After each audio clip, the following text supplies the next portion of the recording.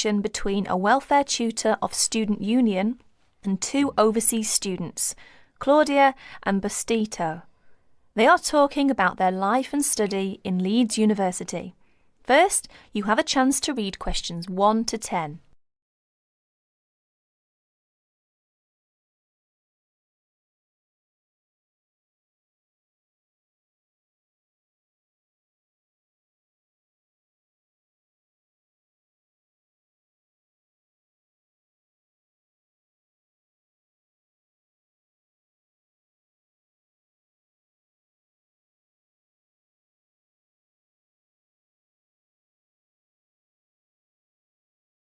Now listen carefully and answer questions 1 to 10. Excuse me, is this Welfare Office of Student Union? We've wandered outside for a long time. Yes, this is the Welfare Office. We're students from Architecture faculty. Our Professor Thompson asked us to come. Ah, yes. You must be Claudia and Bautisto.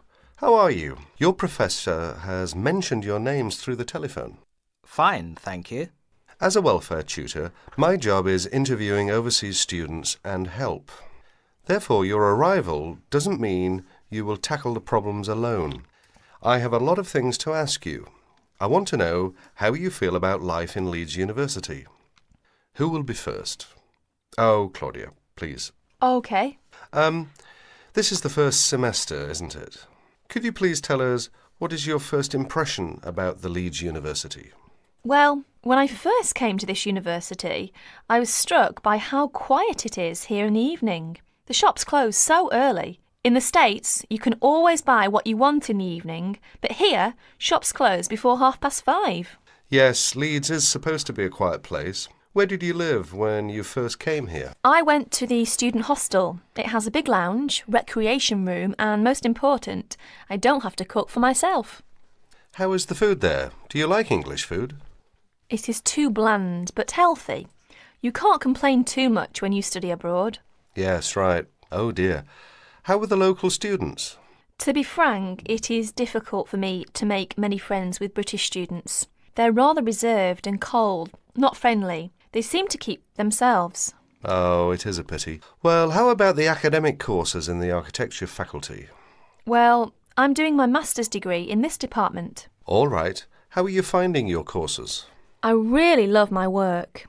I did pretty well. I've enjoyed the courses, but the lecturers are very busy, and you hardly have contact with them. Well, that doesn't sound good. What is your suggestion to improve your course? Well, in my opinion, I think it is advisable to have regular meetings with lecturers. For example, once a week or a fortnight. Regular meetings. That sounds great. Thank you, Claudia. We will come back to you in a minute, and then we will ask Batisto. Batisto, are you from the Philippines? Manila, to be exact. And how did you feel about the Leeds University when you first came here? Interesting. It is an interesting place. The city is beautiful. Everywhere is green and lush. It is very cool in summer. I like summer here, but the winter is awful. The drizzle is terrible. Everywhere is cold and wet. How about your accommodation? Do you like it? Well, at first I lived with a family. They are friendly. They have twins. They are of the same age as me, and we all like soccer very much. However, it is noisy and difficult to study. Oh, I see. 2 months ago, I moved out of the family and now live in the student dormitory with another 3 students. It is much cheaper. They are very friendly, and I like to live there. And what about your courses? Do you like it? I am doing my bachelor degree. Apart from language difficulties, how do you find out about your studies? Well, but... Yes, go on. The main difficulty for me is that the computer centre closes so early, and it is always busy and crowded. Students are fussy about it. It is very difficult for me to practice my work. You are not the only person in that position, but can you reserve the computer room? No, we cannot, but it would help if we could reserve the computer time. Yes, I'll look into that and see if we can improve the things over there. Now let's go back to Claudia. That is the end of section 1. You will have 30 seconds to check your answers.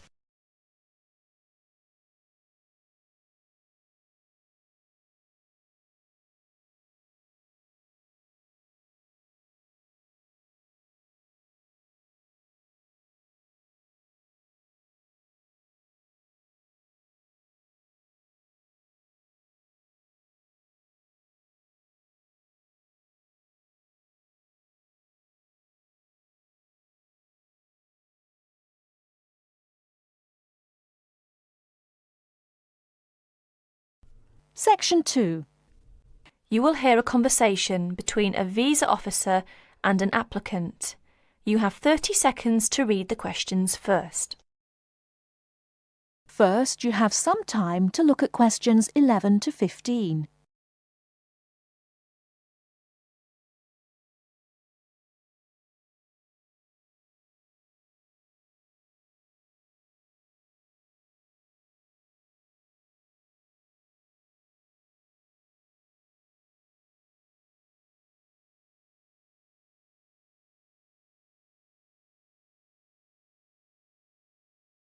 Now, listen carefully and answer questions 11 to 15.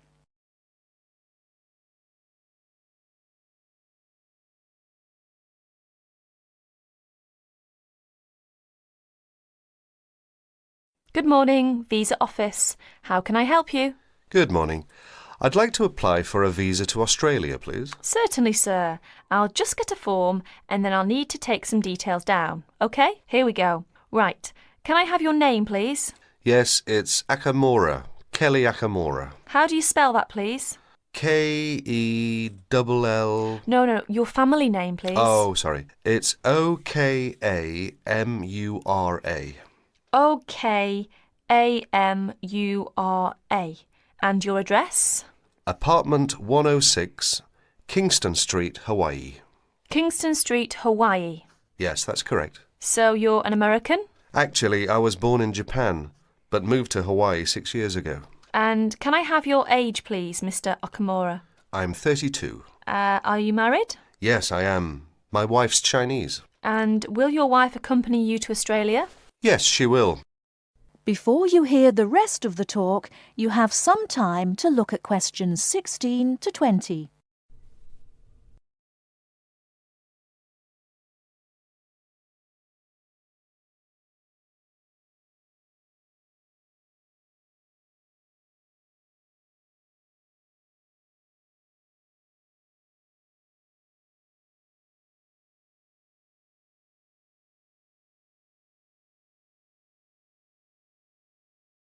Now listen and answer questions 16 to 20. And will your wife accompany you to Australia? Yes, she will. In fact, that's the reason we want to go. Her sister lives in Sydney. And do you have any relatives living in Australia? I used to have an uncle, but he died several years ago. Now there's only my sister-in-law and my wife's cousin. So the purpose of your trip is to visit your wife's relatives, am I correct? Well, not exactly. Mainly because I have my own training company and I will be looking for business opportunities. Although I do want to do some travelling as well. You know, see some of the sights, that sort of thing. Although I don't intend to work in Australia.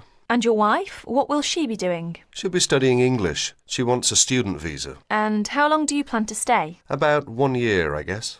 Well, I'm afraid a standard tourist visa is only valid for 30 days, although in your case, we can issue you with a business visa. Business visas last for 6 months, but you will be able to renew it. We can give your wife a 12-month visa though. 6 months is okay, so what do I need to do now? Come along to the office any time during weekdays, but it must be office hours. We close at 5:30. And bring along 2 passport-sized photos, and your passport, of course. Your wife will also need 2 photos, so that's 4 passport-sized photos in total. Okay, thank you for your help. Bye. Bye. That is the end of section 2. You now have half a minute to check your answers.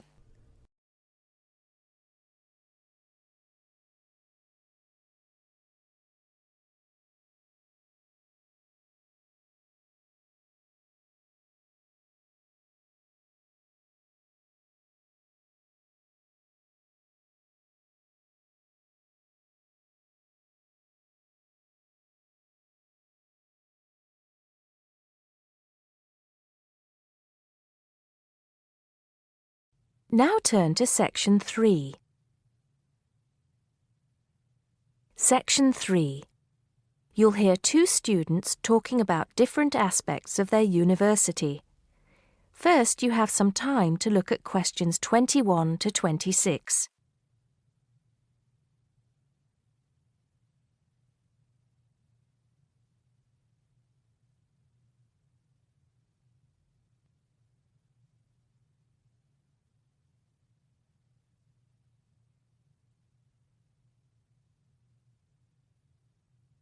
Now listen carefully and answer questions 21 to 26. Great party last night. You should have come. But anyway, so what have we got to do here? We're supposed to fill this form in by ourselves, but I'm sure it's okay if we chat about it first, don't you think? Yeah, sure.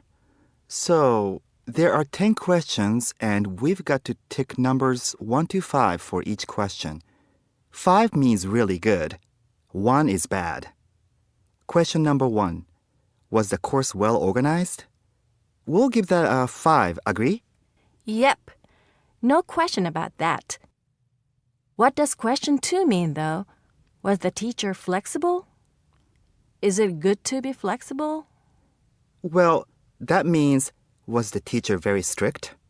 Or maybe she gave you more time to complete your assignment. Things like that. So for that question, we should give her a 5. She always gave us an extra day, didn't she? And she wanted to know our opinions on things. We had great discussions. Fair enough. What about this one? Was the teacher friendly and encouraging? I'm not sure about that. She was friendly to some students, but I think she had a problem with Mike and Alex, who were usually late. She did get a bit irritated with them sometimes. Yeah, we weren't too happy about them either, though. I know it was a bit early, with classes starting at 8:30, but you choose if you want to sign up to them or not. So that's no excuse, really. Yeah, they could have taken the evening classes if they didn't want to wake up early in the morning. Now, what about these questions on the course books? Look, the business studies book was interesting, but I thought the human behavior one was boring. Really? That's the one I like the most, perhaps because I want to study psychology. You want to become master of the universe, managing a huge multinational company, don't you? There's nothing wrong with being ambitious, you know? The best laid plans of mice and men. What's that? Some sort of quote? Stop being so literary. Let's get on with question 5. Did you find the campus library a useful resource? Well, most of the books I wanted had already been taken out, but the internet access was definitely useful. Let's give that a 4. Okay, and the staff there were always friendly and helpful. Before you hear the rest of the conversation, you have some time to look at questions 27 to 30.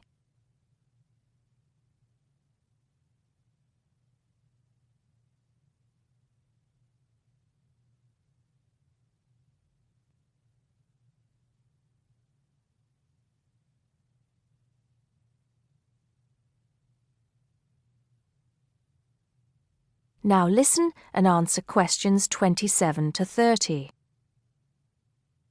Now, what's this? You know, they keep going on at us about how we don't use the off-campus library enough.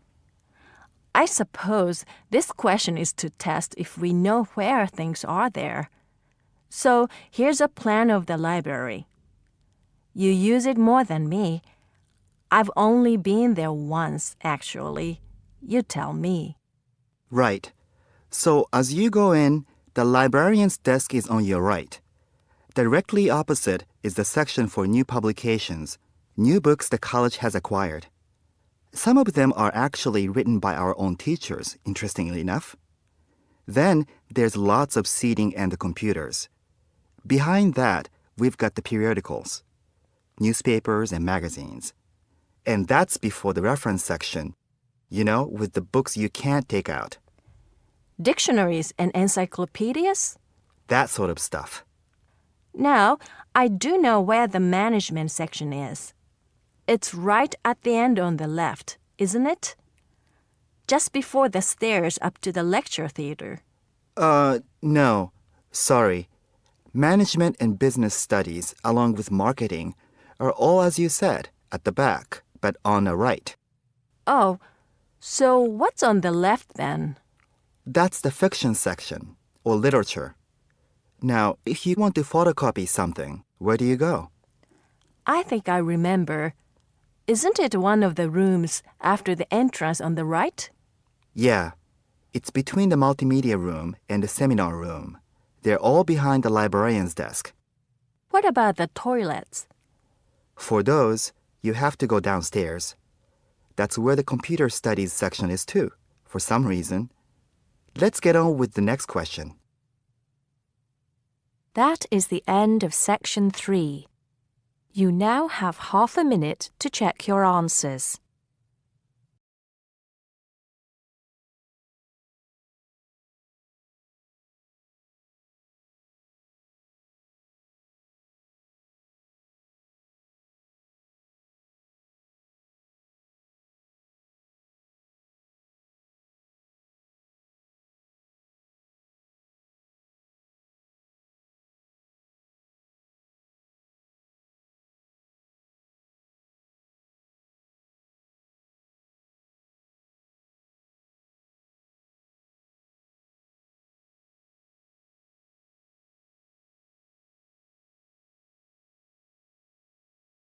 Now turn to section 4. Test 7, section 4. You will hear a lecturer talking to a group of engineering students about the design of a greenhouse.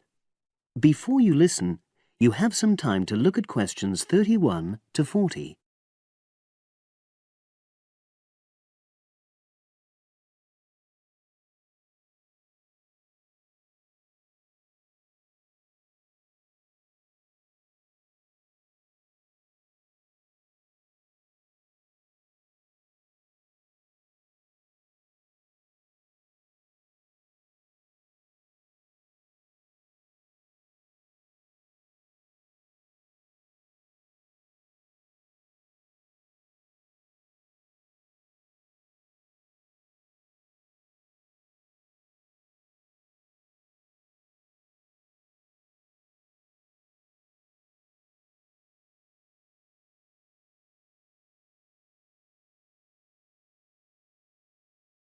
Now listen and answer questions 31 to 40.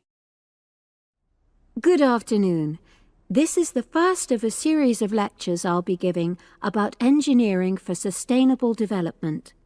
I'll be presenting examples of engineering projects from a variety of contexts, and today I'm going to talk about a project to design a new kind of greenhouse for use in the Himalayan mountain regions.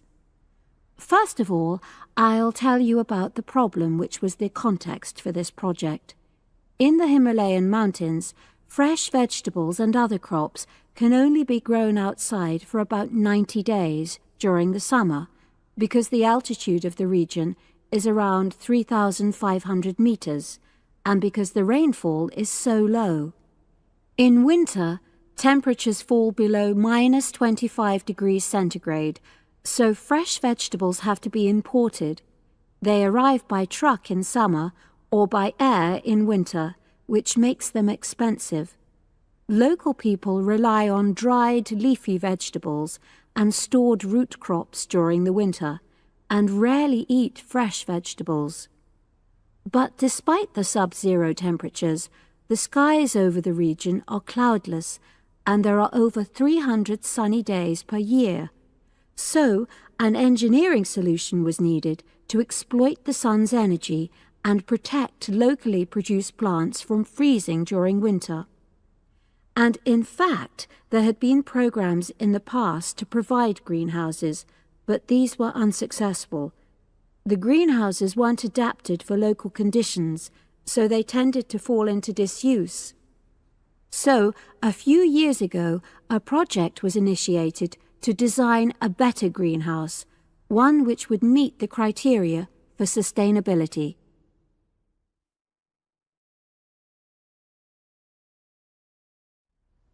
So, what are the criteria for sustainability? Well, first of all, the new greenhouse is designed to be relatively simple, so construction is cheap. Locally available materials are used wherever possible. The walls are generally constructed of mud bricks, made locally, although in areas of high snowfall, more resilient walls of stone are needed. Rammed earth is also used. The main roof is generally made from locally available poplar wood, with water-resistant local grass for the covering. In addition, the construction and maintenance of the greenhouse is done by local craftsmen, so local stonemasons are employed to build the greenhouse walls, and specialized training is provided for them wherever necessary. Then, the greenhouse is designed to run on solar power alone. There's no supplementary heating. And lastly, families are selected to own one of the new greenhouses with great care. They have to have a site which is suitable for constructing it on. They also have to be keen to make a success of using it, and also to share the produce with the wider community through sale or barter. Potential owners are taken to see existing greenhouses before they make a final decision about having one. So, those are the features which make the project sustainable. And now, I'll briefly describe the design of the greenhouse. The greenhouses are orientated very carefully along an east-west axis, so that there's a long south-facing side. The transparent cover on the south-facing side is made from a heavy-duty polythene, which should last for at least 5 years. On the inside of the greenhouse, the walls are painted. The rear and west-facing walls are black to improve heat absorption, but the east-facing wall is white to reflect the morning sunlight onto the crops inside. Finally, there's a door in the wall at one end, and vents are incorporated into the roof, the door, and the wall at the other end, to enable control of humidity and prevent overheating. I'll turn now to the benefits which have resulted from the introduction of these new greenhouses. These benefits are of various kinds, but for now I'll just mention the social benefits. First of all, people who own a greenhouse gain social standing in their communities because they provide vegetables for the wider community, for regular consumption as well as for festivals, and they also earn income.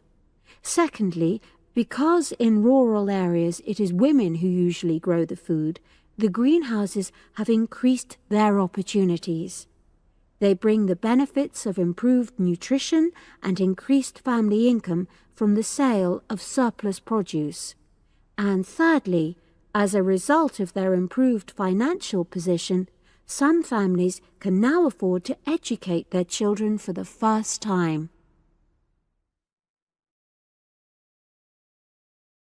That is the end of section 4. You now have half a minute to check your answers.